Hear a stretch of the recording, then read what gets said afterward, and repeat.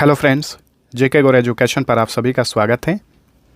आज के क्लास में हम डिस्कस करेंगे मानव शरीर के बारे में। आज हमने मानव शरीर से रिलेटेड ऐसे प्रश्न लिए हैं जो कि बार बार परीक्षाओं में रिपीट होते रहते हैं। प्रत्येक क्वेश्चन सेलेक्टेड और इम्पोर्टेंट है, इसलिए वीडियो को पूरा देखिए।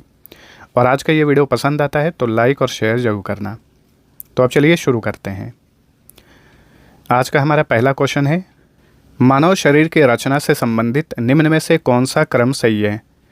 क्वेश्चन पूछ रहा है मानव शरीर के रचना के बारे में, यानी जब भी मानव शरीर का निर्माण होता है तो सबसे पहले क्या बनता है। तो देखिए, सही उत्तर है ऑप्शन नंबर ए। मानव शरीर में सबसे पहले कोशिका का निर्माण होता है। बहुत सारी कोशिकाएं मिलकर उत्तक का निर्माण करती हैं। उत्तक से बनता है अंग, अंग से बनता है अंग प्रणाली और अंत में जाकर एक संपूर्ण जीव का निर्माण होता है। यानी मानव शरीर का जब भी निर्माण होता है तो सबसे पहले बनता है सेल्स। बहुत सारे सेल्स मिलकर बनते हैं टिश्यूज, टिश्यूज से बनता है ऑर्गन्स, ऑर्गन से बनता है ऑर्गन सिस्टम और अंत में जाकर ऑर्गेनिज्म यानी एक संपूर्ण जीव का निर्माण होता है। चलिए अगला क्वेश्चन है, जन्म के समय मानव के शरीर में लगभग कितनी हड्डियां होती हैं। जन्म के समय मानव के शरीर में हड्डियों की संख्या होती है लगभग 300। और यही बच्चा अगर बड़ा होता है, वयस्क होता है, तो ये हड्डियों की संख्या घट जाती है और हो जाती है 206। तो याद रखिए, एक वयस्क मानव में हड्डियों की संख्या होती है कुल 206। वहीं जन्म के समय मानव के शरीर में कुल हड्डियों की संख्या होती है लगभग 300। हड्डियों के अध्ययन को ऑस्टियोलॉजी कहा जाता है। चलिए अगला क्वेश्चन, मानव शरीर की सबसे बड़ी हड्डी कौन सी है। वेरी इंपॉर्टेंट क्वेश्चन है, बार बार पूछा जाता है। मानव शरीर की सबसे बड़ी हड्डी का नाम है फीमर। ऑप्शन सी सही उत्तर है। और ये मानव शरीर की सबसे बड़ी हड्डी फीमर कहाँ पर पाई जाती है, जांघ में। तो ये है फीमर, ठीक है। इस हड्डी को फीमर कहा जाता है जो कि जांघ में पाई जाती है। चलिए अगला क्वेश्चन, मानव शरीर की सबसे छोटी हड्डी कौन सी है। मानव शरीर की सबसे छोटी हड्डी का नाम है स्टेपेज, जो कि कान में पाई जाती है। कान में 3 तरह की हड्डियां होती हैं, इनकस, मैलियस और स्टेपेज। इसमें स्टेपेज जो है ये मानव शरीर की सबसे छोटी हड्डी है। तो याद रखिए, मानव शरीर की सबसे बड़ी हड्डी है फीमर जो कि जांघ में पाई जाती है। वहीं मानव शरीर की सबसे छोटी हड्डी है स्टेपेज जो कि मध्य कान में पाई जाती है। मानव शरीर की सबसे मजबूत हड्डी कौन सी है। मानव शरीर की सबसे मजबूत हड्डी का नाम है, ये है जबड़े की हड्डी, ठीक है। मैंडिबल जिसे कहा जाता है, ये जबड़े की हड्डी होती है जो कि मानव शरीर की सबसे मजबूत हड्डी होती है। मानव शरीर का सबसे कठोर तत्व कौन सा है। तो देखिए, मानव शरीर का सबसे कठोर तत्व होता है इनेमल, जो कि दांत में पाया जाता है। ये है इनेमल, ठीक है। ये मानव शरीर का सबसे कठोर तत्व है। तो याद रखिए, मानव शरीर की सबसे मजबूत हड्डी होती है जबड़े की हड्डी। वहीं मानव शरीर का सबसे कठोर तत्व होता है इनेमल, जो कि दांत में पाया जाता है। मानव खोपड़ी में हड्डियों की संख्या कितनी होती है। तो मानव खोपड़ी में कुल हड्डियों की संख्या होती है 22। एक सामान्य मानव का हृदय 1 मिनट में लगभग कितनी बार धड़कता है। एक सामान्य मानव का हृदय 1 मिनट में धड़कता है लगभग 72 बार। स्वस्थ मानव 1 मिनट में कितनी बार सांस लेता है। तो एक स्वस्थ मानव जो है 1 मिनट में लगभग 16 से 18 बार सांस लेता है, ठीक है। तो हृदय 1 मिनट में लगभग 72 बार धड़कता है, लेकिन वही मानव जो है 1 मिनट में लगभग 16 से 18 बार सांस लेता है। चलिए अगला क्वेश्चन, एक सामान्य मानव के मस्तिष्क का वजन कितना होता है। तो एक सामान्य मानव के मस्तिष्क का वजन होता है 1350 ग्राम से लेकर 1400 ग्राम के बीच में। तो ऑप्शन ए। मानव सौंदर्य का अध्ययन क्या कहलाता है। मानव सौंदर्य के अध्ययन को कहा जाता है कैलोलॉजी।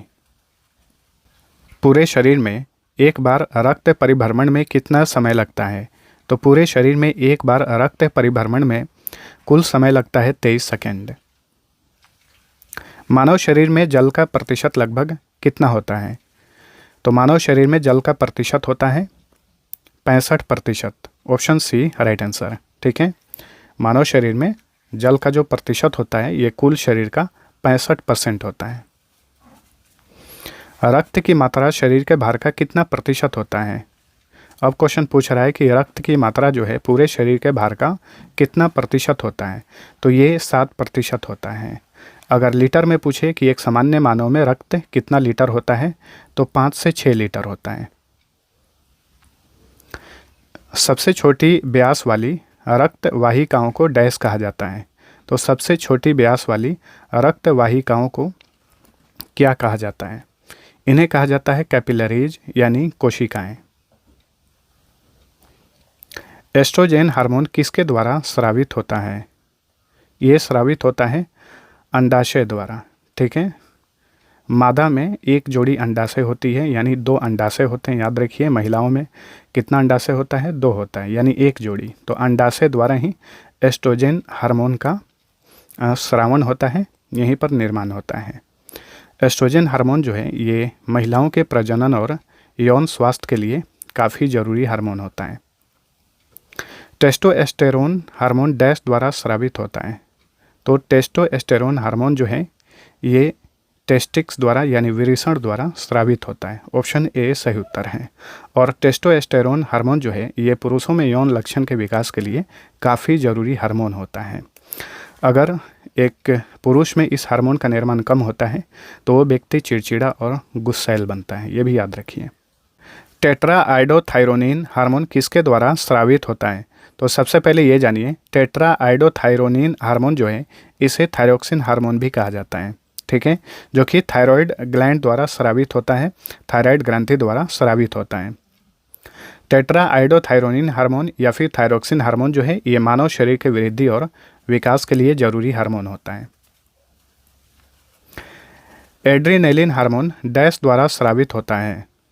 एड्रीनेलिन हार्मोन जो है ये किसके द्वारा स्रावित होता है? अधिवृक्क ग्रंथि यानी एड्रेनल ग्लैंड द्वारा स्रावित होता है एड्रेनेलिन हार्मोन। अच्छा, एड्रेनेलिन हार्मोन जो है ये काफ़ी इंपॉर्टेंट हार्मोन है मानव शरीर में। इसके बारे में 2-3 बातें याद रखिएगा। अगर एड्रेनेलिन हार्मोन की कमी हो जाए मानव शरीर में तो पाचन क्रिया स्लो हो जाती है, भूख कम लगता है और ब्लड प्रेशर भी लो हो जाता है। और यही एड्रेनेलिन हार्मोन जो है किसी महिला में इसका ज़्यादा स्रावण होने लगे, ये ज़्यादा इसकी उत्पत्ति होने लगे तो उस महिला को दाढ़ी और मूछें भी आ जाती हैं। तो याद रखिएगा, महिलाओं में जो दाढ़ी और मूछें उग जाती हैं इसी एड्रेनेलिन हार्मोन के ज़्यादा स्रावण के कारण ऐसे होता है। और किसी व्यक्ति में इसका निर्माण कम हो, उसे भूख कम लगता है, उसकी पाचन क्रिया स्लो हो जाती है, ब्लड प्रेशर भी लो हो जाता है। तो एड्रेनेलिन हार्मोन कहाँ पर स्रावित होता है, किसके द्वारा स्रावित होता है? अधिवृक्क ग्रंथि द्वारा यानी एड्रेनेलिन ग्लैंड द्वारा। चलिए अगला क्वेश्चन, एक सामान्य मानव में रक्त कितना लीटर होता है? तो एक सामान्य मानव में रक्त 5 से 6 लीटर होता है। मानव रक्त का पीएच मान कितना होता है? वेरी इंपॉर्टेंट क्वेश्चन है, याद रखिए। मानव रक्त का पीएच मान होता है 7.4। तो 7.4 हुआ तो ये इसका स्वाद कैसा होगा? अम्लीय होगा या क्षारीय होगा? तो क्षारीय होगा, ये भी ध्यान रखना है। 7 से नीचे जाएंगे तो अम्लीय स्वाद होता है, 7 से ऊपर जाएंगे तो ये क्षारीय स्वाद होता है। ठीक है। लाल रक्त कण यानी रेड ब्लड सेल्स का निर्माण कहाँ पर होता है? तो मानव शरीर में आरबीसी का निर्माण होता है अस्थि मज्जा में, बोन मैरो जिसे कहा जाता है इंग्लिश में। मानव शरीर में रक्त के शुद्धिकरण की प्रक्रिया कहाँ पर होती है? तो मानव शरीर में ब्लड कहाँ पर साफ़ होता है, कहाँ पर उसे शुद्ध किया जाता है? वृक्क में किया जाता है यानी किडनी में। तो मानव शरीर में रक्त के शुद्धिकरण की प्रक्रिया होती है किडनी में। मानव शरीर में टिबिया नामक हड्डी कहाँ पर पाई जाती है? तो मानव शरीर में टिबिया नामक हड्डी पाई जाती है टांग में। वृद्धावस्था में मानव की हड्डियाँ क्यों कमज़ोर पड़ जाती हैं? कैल्शियम की कमी के कारण जो है वृद्धावस्था में मानव की हड्डियाँ कमज़ोर हो जाती हैं। अस्थि में कौन सा लवण सर्वाधिक मात्रा में पाया जाता है? तो ये है कैल्शियम फॉस्फेट। तो देखिए, हड्डी में यानी अस्थि में सबसे अधिक कैल्शियम फॉस्फेट नामक लवण पाया जाता है। अस्थियों यानी बोन्स और मसल्स को आपस में जोड़ने का काम कौन करता है? इंपॉर्टेंट क्वेश्चन है। तो अस्थियों और पेशियों को आपस में जोड़ने का काम करता है टेंडन। नेक्स्ट, मानव के जीवन काल में कितने दांत 2 बार विकसित होते हैं? तो मानव के एक जीवन काल में कुल 20 दांत 2 बार विकसित होते हैं। मानव शरीर में पाचन का अधिकांश भाग किस अंग में संपन्न होता है? वेरी इंपॉर्टेंट क्वेश्चन है और ट्रिकी क्वेश्चन है। तो याद रखिएगा, मानव शरीर में पाचन का अधिकांश भाग जो है ये छोटी आंत स्मॉल इंटेस्टाइन में संपन्न होता है। मानव शरीर में पाचन की क्रिया कहाँ पर प्रारंभ होती है? मानव शरीर जब मानव जो है भोजन कर रहा होता है तो बताइए उसकी पाचन की क्रिया सबसे पहले कहाँ से स्टार्ट होती है?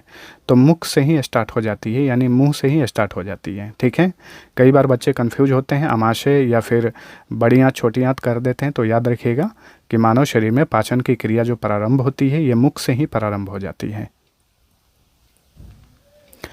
मानव की पाचन नली लगभग कितने फीट लंबी होती है? तो मानव की पाचन नली लगभग 32 फीट लंबी होती है। मुख में मंड का शर्करा में पाचन किसके द्वारा होता है? तो देखिए, मुंह में जो स्टार्च होता है उसका शर्करा में पाचन करता है टाइलिन नामक एंजाइम। और टाइलिन एंजाइम कहाँ पर पाया जाता है? ये मानव के लार में पाया जाता है, याद रखिए।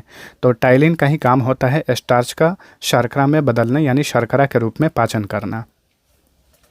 निम्न में से कौन पाचन तंत्र का हिस्सा नहीं है? चलिए देखते हैं। यकृत, पित्ताशय, आंत ये सभी पाचन तंत्र हैं। इसमें कॉर्निया ये आँख में पाया जाता है, तो ये पाचन तंत्र नहीं है। चलिए अगला क्वेश्चन। मानव शरीर में उस एंजाइम का नाम बताएं जो कार्बोहाइड्रेट को तोड़ने में मदद करता है। इस एंजाइम का नाम है एमाइलेज। ठीक है, एमाइलेज नामक एंजाइम जो है मानव शरीर में कार्बोहाइड्रेट को तोड़ने में मदद करता है। मानव शरीर में दुग्ध प्रोटीन को पचाने का काम कौन सा एंजाइम करता है? एंजाइम होगा। ठीक है, मानव शरीर में दुग्ध प्रोटीन को पचाने का काम करता है रेनिन नामक एंजाइम। तो ऑप्शन सी सही उत्तर है। चलिए अगला क्वेश्चन। पाचन क्षेत्र में भोजन के साथ मिलने वाला पहला एंजाइम निम्नलिखित में से कौन सा है? तो ये है एमाइलेज। ठीक है, पाचन क्षेत्र में भोजन के साथ मिलने वाला जो पहला एंजाइम होता है ये होता है एमाइलेज। लार में कौन सा एंजाइम पाया जाता है? अभी मैंने आप सभी को बताया था, मानव के लार में जो एंजाइम पाया जाता है इसका नाम है टाइलिन। पेट में भोजन को पचाने के लिए निम्न में से किसकी खास आवश्यकता होती है? तो पेट में भोजन को पचाने के लिए एंजाइम की खास आवश्यकता होती है। एंजाइम के कारण ही भोजन पचता है पेट में। चलिए अगला क्वेश्चन। मानव के मुख गुहा में निम्नलिखित में से किसका पाचन प्रारंभ होता है? वेरी इंपॉर्टेंट क्वेश्चन है। तो देखिए, मानव के मुंह में निम्नलिखित में से किसका पाचन प्रारंभ होता है? तो कार्बोहाइड्रेट का। ठीक है, कार्बोहाइड्रेट का पाचन जो है मानव के मुंह से ही शुरू हो जाता है। मानव शरीर में भोजन का रक्त द्वारा अवशोषण कहाँ सर्वाधिक होता है? छोटी आंत में। ठीक है, तो मानव शरीर में भोजन का रक्त द्वारा अवशोषण कहाँ पर होता है? सबसे अधिक होता है छोटी आंत में। ठीक है, पचे हुए भोजन में मौजूद विषैले पदार्थ का कौन सा अंग चूषण करता है? देखिए, पचे हुए भोजन में जो मौजूद विषैला पदार्थ होता है तो इस विषैले पदार्थ को कौन सा अंग चूषण करता है, यानी कौन सा अंग इसे सोख लेता है? तो ये है लीवर यानी यकृत। लाल रक्त कण यानी आरबीसी का जीवन काल कितना होता है? आरबीसी का जीवन काल होता है 120 दिन का। श्वेत रक्त कण यानी व्हाइट ब्लड सेल का जीवन काल कितना होता है? व्हाइट ब्लड सेल का जीवन काल होता है 13 से 20 दिनों का। कई जगह पे आपको 4 से 5 दिन या 5 से 6 दिन देखने को मिलता है, जो कि गलत है। याद रखिएगा, व्हाइट ब्लड सेल का जीवन काल होता है 13 से 20 दिनों का। ठीक है, वहीं रक्त में जो प्लेटलेट्स होता है उसका जीवन काल होता है 3 से 7 दिन का। आरबीसी का जीवन काल 120 दिन, व्हाइट ब्लड सेल का जीवन काल 13 से 20 दिन और रक्त में जो प्लेटलेट्स होता है उसका जीवन काल होता है 3 से 7 दिन। चलिए अगला क्वेश्चन। रक्त किसकी उपस्थिति के कारण लाल दिखाई देता है? तो रक्त में हीमोग्लोबिन होता है जिसके कारण रक्त जो है लाल दिखाई देता है। श्वेत रक्त कण को अन्य किस नाम से जाना जाता है? WBC को अन्य किस नाम से जाना जाता है? WBC को ल्यूकोसाइट भी कहा जाता है। लाल रक्त कण को अन्य किस नाम से जाना जाता है? तो RBC को कहा जाता है एरिथ्रोसाइट। तो याद रखिए, WBC को ल्यूकोसाइट और RBC को एरिथ्रोसाइट के नाम से जाना जाता है। मानव शरीर में तापमान को नियंत्रित करने वाली ग्रंथि कौन सी है? तो ये है हाइपोथैलेमस ग्रंथि। मानव शरीर में तापमान का नियंत्रण का काम हाइपोथैलेमस ग्लैंड द्वारा किया जाता है। सर्वदाता रक्त समूह यानी यूनिवर्सल डोनर कौन सा है? तो ये है ब्लड ग्रुप ओ।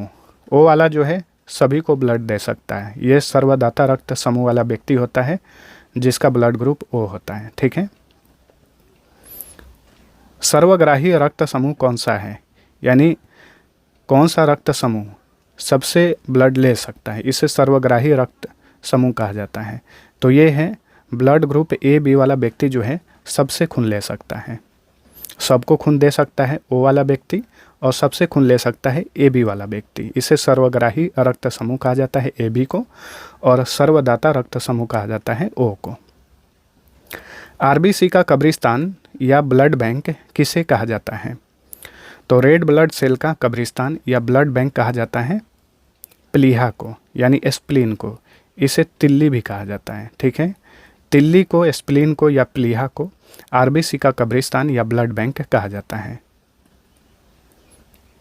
पाचन की क्रिया में प्रोटीन निम्नलिखित में से किस पदार्थ में बदल जाते हैं? पाचन की क्रिया में प्रोटीन किस पदार्थ में बदल जाते हैं? अमीनो अम्ल में बदल जाते हैं। ठीक है। नेक्स्ट, निम्नलिखित में से वह अंग कौन सा है जो मानव शरीर में ग्लाइकोजन के रूप में कार्बोहाइड्रेट को जमा करता है? तो ये है लीवर यानी यकृत। ठीक है। यकृत मानव शरीर में ग्लाइकोजन के रूप में कार्बोहाइड्रेट को संचित करता है, जमा करता है। पित्त किसके द्वारा पैदा किया जाता है? तो देखिए बाइल जो है ये लीवर द्वारा यानी यकृत द्वारा पैदा किया जाता है। पित्त का क्या कार्य है? पित्त यानी बाइल का क्या काम होता है? तो वसा का पायसीकरण यानी इमल्सीकरण करना, ये पित्त का ही काम होता है। मानव शरीर के किस अंग को शरीर का रासायनिक कारखाना कहा जाता है? तो ये है लीवर। लीवर को मानव शरीर का रासायनिक कारखाना कहा जाता है। ठीक है। क्योंकि बहुत सारे रासायनिक पदार्थ जो हैं लीवर द्वारा ही स्रावित होते हैं।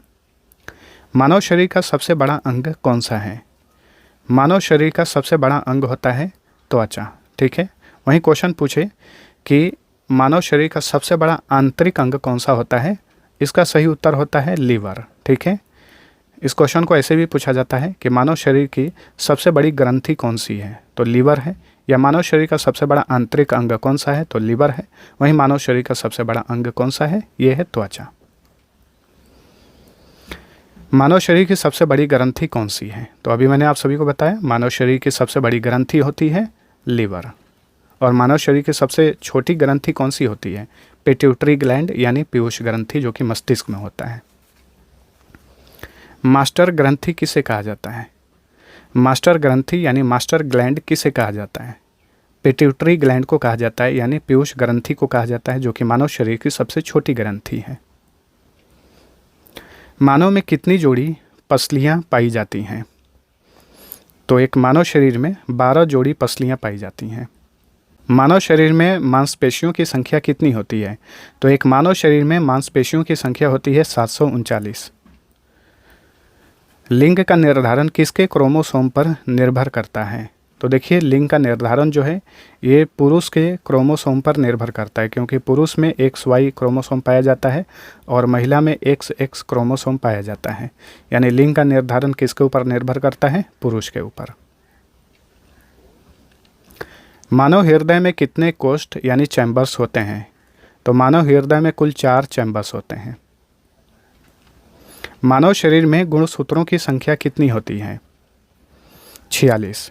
संख्या पूछे तो 46, और पूछे कि मानव शरीर में कितने जोड़ी गुणसूत्र पाए जाते हैं? तो 23 जोड़ी। ठीक है। मानव शरीर की सबसे बड़ी कोशिका कौन सी है?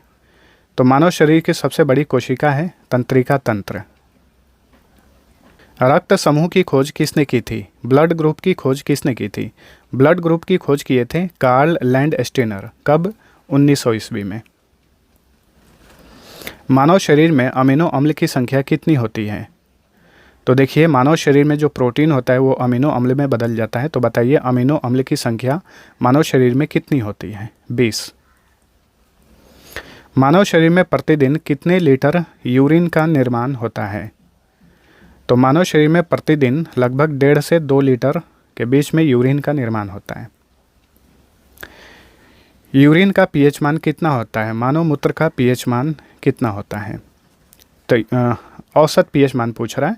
औसत पीएच मान होता है 6। वैसे ये घटता बढ़ता भी है, इसलिए यहाँ पे औसत पीएच मान बोल रहा है। 4 से 8 के बीच में मानव मूत्र जो है ये परिस्थिति पे निर्भर करता है, खान पान पे निर्भर करता है कि उस व्यक्ति का जो यूरिन है उसका पीएच मान कितना है। तो इसका जो देखिए औसत पीएच मान होता है वो होता है 6। वैसे अलग अलग व्यक्ति का जांच किया जाए तो 4 से 8 के बीच में पीएच मान रहता है। मानव मूत्र में दुर्गंध किसकी उपस्थिति के कारण होता है? तो देखिए मानव मूत्र में यूरिया मौजूद होता है, जिसके कारण जो है उसमें दुर्गंध होता है। मानव शरीर का सामान्य तापमान कितना होता है? तो अभी हम सेल्सियस, फ़ारेनहाइट और केल्विन में जानेंगे कि मानव शरीर का सामान्य तापमान कितना होता है। फ़ारेनहाइट में 98.6 डिग्री फ़ारेनहाइट, सेल्सियस में 37 डिग्री सेल्सियस और केल्विन में 310 केल्विन। तो इस बात को याद रखिएगा, मानव शरीर का सामान्य तापमान होता है 98.6 डिग्री फ़ारेनहाइट या 37 डिग्री सेल्सियस या 310 केल्विन। मानव शरीर में ऊतकों का निर्माण किससे होता है? मानव शरीर में ऊतकों का निर्माण होता है प्रोटीन से।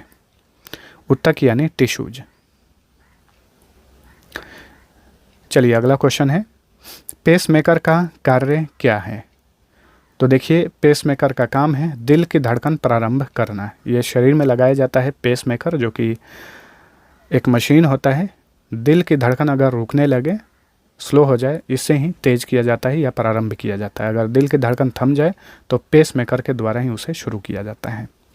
सोते समय रक्त दाब में क्या परिवर्तन होता है? तो सोते समय ब्लड प्रेशर में क्या परिवर्तन होता है? घट जाता है। सोते समय ब्लड प्रेशर जो है थोड़ा कम हो जाता है। ल ड ध्वनि किसकी क्रिया के कारण उत्पन्न होती है? ये क्वेश्चन पूछा गया है एग्जाम्स में। ल ड ध्वनि किसकी क्रिया के कारण उत्पन्न होती है? हृदय की क्रिया के कारण। ठीक है। रक्तचाप मापने के लिए किस उपकरण का उपयोग किया जाता है? स्फिग्मोमैनोमीटर। तो ऑप्शन ए सही उत्तर है। मानव के शरीर में हृदय को एक बार धड़कने के लिए कितना समय लगता है? तो ये समय लगता है 0.8 सेकेंड का। मानव शरीर का जो हृदय होता है एक बार धड़कने के लिए 0.8 सेकेंड का समय लेता है। मानव का सामान्य स्पंदन दर यानी पल्स रेट कितना होता है? तो मानव का सामान्य पल्स रेट होता है 70 से 80 बीट प्रति सेकेंड। मस्तिष्क का सबसे बड़ा भाग कौन सा होता है? तो एक मानव के मस्तिष्क का सबसे बड़ा भाग होता है जिसे सेरेब्रम कहा जाता है। ठीक है, सेरेब्रम ये मानव मस्तिष्क का सबसे बड़ा भाग होता है। शरीर की विशालतम धमनी आर्टरी कौन सी है?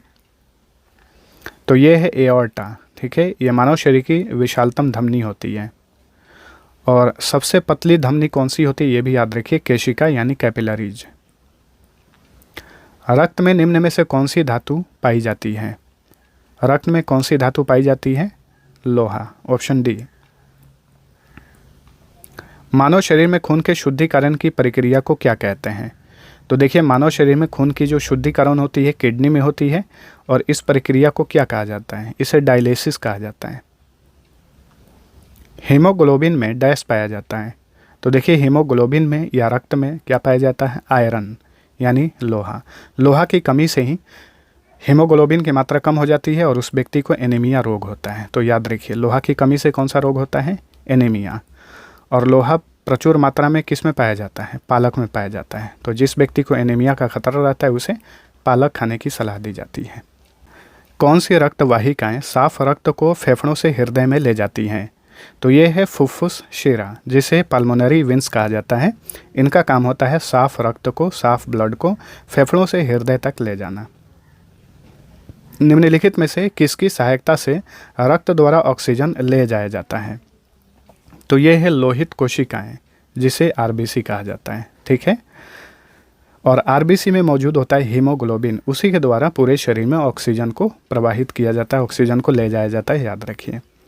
मानव शरीर में किसकी मौजूदगी के कारण शरीर के भीतर रक्त नहीं जमता? तो देखिए मानव शरीर में रक्त जो है चारों तरफ घूमते रहता है लेकिन वो जमता नहीं है। इसका क्या कारण है? तो देखिए मानव रक्त में मौजूद होता है हेपैरिन। हेपैरिन के कारण ही शरीर के भीतर खून नहीं जमता है। चलिए अगला क्वेश्चन, हमारे शरीर की कौन सी कोशिकाएं मानव शरीर के सैनिक के रूप में प्रसिद्ध हैं? तो देखिए कौन सी कोशिकाएं जो हैं मानव शरीर के सैनिक के रूप में प्रसिद्ध हैं? तो ये है WBC, वाइट ब्लड सेल। सैनिक क्यों कहा जाता है? क्योंकि बाहर से कोई भी बीमारी, बाहर से कोई भी ऐसा बैक्टीरिया अगर शरीर में प्रवेश करता है, उससे लड़ने का काम करता है WBC, वाइट ब्लड सेल। ये जो है बीमारी से लड़ता है, इसीलिए इसे मानव शरीर का सैनिक कहा जाता है। रुधिर के प्लाज्मा में यानी ब्लड के प्लाज्मा में निम्नलिखित में से किसके द्वारा एंटीबॉडी निर्मित होती है? तो ये है लिम्फोसाइट। ठीक है, तो रुधिर के प्लाज्मा में यानी ब्लड के प्लाज्मा में लिम्फोसाइट जो है ये एंटीबॉडी का निर्माण करता है। मानव शरीर में WBC का क्या काम है? तो इसका काम है रोग प्रतिरोधक क्षमता धारण करना। मानव के रक्त में श्वेत रक्त कणिकाओं यानी white blood cells white blood cells की कौन सी किस्म अधिक होती है? न्यूट्रोफिल्स। ठीक है, RH फैक्टर का पता किसने लगाया था? तो देखिए RH फैक्टर का लैंडस्टीनर और वियनर ने मिलकर लगाया था। ऑप्शन डी राइट आंसर है। RH फैक्टर जो है काफ़ी इम्पोर्टेंट होता है, इसे आप सभी को याद रखना है। आगे हम जानेंगे थोड़ा विस्तार से। किस रुधिर वर्ग में एंटीबॉडी नहीं पाई जाती है? किस ब्लड ग्रुप में एंटीबॉडी नहीं पाया जाता है? तो ये है ब्लड ग्रुप AB। ठीक है, ब्लड ग्रुप AB में एंटीबॉडी नहीं पाया जाता है।